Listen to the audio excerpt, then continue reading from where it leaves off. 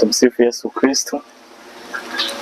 Tunamshukuru Mungu kwa ajili ya Jumapili ya leo ambapo tunasherehekea sikukuu kubwa, sikukuu ya Epifania. Tunamshukuru Mungu pia hata kwa ajili ya neno lake takatifu ambalo tumelipata leo. Tumepata fundisho kubwa sasa katika somo la kwanza ambalo limetoka katika kitabu cha Nabii Isaya, ambapo lengo lake kuu tunaambiwa kwamba inuka, ondoka, ukaangaze kwa kuwa nuru ya Bwana imekuzukia.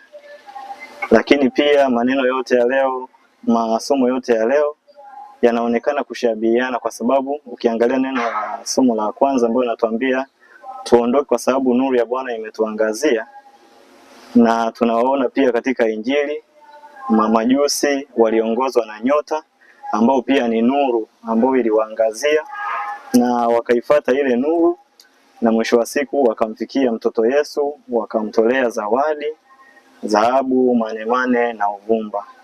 Tunapata fundisho kubwa kwamba nuru ambaye ndio Bwana wetu Yesu Kristo, ambaye amezuka kwetu na anaendelea kuwa mwanga kwetu, anaendelea kutuimarisha na ni mwanga wa mataifa.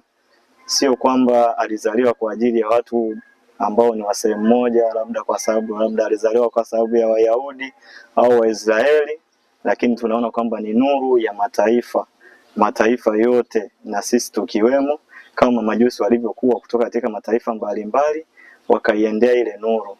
Basi tunamuomba Mungu pia kupitia Jumapili hii ya leo ya Epifania tuweze kuenenda katika nuru hiyo na iendelee kutuongoza katika maisha yetu. Tumsifu Yesu Kristo. This is Mbogi TV. Habari, kazi na sala.